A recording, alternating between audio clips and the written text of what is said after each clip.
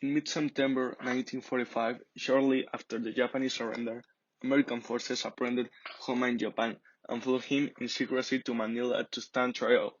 Now, 3 months later, Robert Pels and four other khaki-clad lawyers on Homa's appointed legal team waited to meet their defendant inside High Commissioner's Palace, the very building the general had used as his residency headquarters during the invasion 4 years later. Homa entered, reading in a self-denied voice that was unexpectedly high-pitched. He thanked the assembly lawyers for their impartiality and expressed gratitude to the United States Army for providing him with a defense team. The general was fluent in English. Homa's tribunal then was an anomaly. In Manila, a victorious army was trying the army it had vanquished. As the Supreme Allied Commander of Pacific Theater, Douglas MacArthur was responsible for selecting the venue, the defense, the prosecution, the jury, and the rules of evidence in the trial of a man who had beaten him on the battlefield.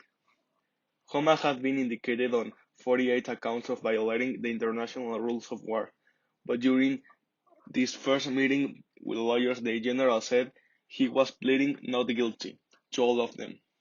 As the commander of the 14th Imperial Army, he was morally responsible, but he says he neither knew about it nor condoned it, let alone orders any of the crimes in which he was being charged.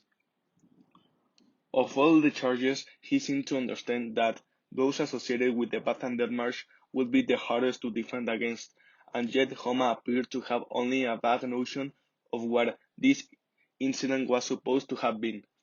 He said the very first time he'd heard the term was shortly before being taken into American custody, when several reporters asked him about the role in this atrocity. Against their expectations, Pels and his colleagues took on and almost immediately likened to the general. In his diary, Pels wrote that Homa was charming and a man of obviously high character. It was odd twist of fate that General Homa should have been assigned to attack the American held Philippines in the first place. He had been openly pro-Western before the war, a self-described Anglophile who had lived for years in a military attaché in Oxford and London. He was widely known as the most Europeanized of all the Japanese generals.